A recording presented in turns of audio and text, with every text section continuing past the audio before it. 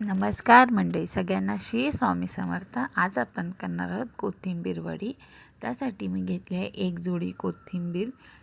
त्याच्यानंतर मी ती चांगली साफ करून घेतली आहे. त्याच्यानंतर स्वच्छ धुवून घेतली आहे. पूर्ण पाणी निघून गेल्यानंतर मी ती चिरायला घेतली होती. ती पूर्ण बारीक चिरून घेतली. ते झाल्यानंतर मी त्याच्यामध्ये घेतलं आहे मिरची, आले लसणाची पेस्ट करून घेतली.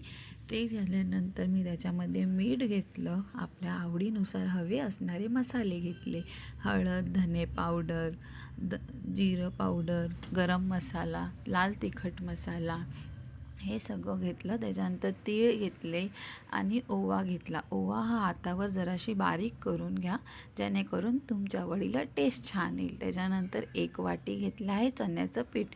चण्याचं पिठामध्ये सगळं मिक्स करून घ्या. त्याच्यानंतर त्याच्यामध्ये हळूहळू पाण्याचा वापर करा.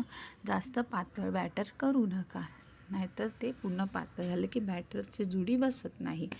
तर त्याचे 2 भाग केले. हाताला जराशी तेल वापरलं आणि नंतर ते पूर्ण बॅटरचे 2 भाग करून ते वाफेवरती ठेवून घेतलं.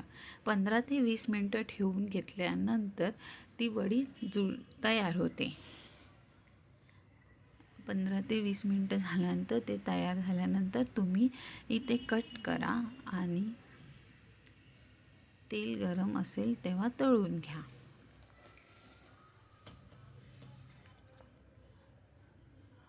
पण अशी तुमची कुरकुरीत आणि क्रंची अशी कोथिंबीर वडी तयार होणार आहे. ही तुम्ही टोमॅटो केचपसोबत खाऊ शकता आणि लहान पोरांनाही तुम्ही हे कोथिंबीर वडी देऊ शकता. चला तर अशा नवनवीन रेसिपी बघण्यासाठी माझ्या चॅनलला सबस्क्राईब करा. श्री स्वामी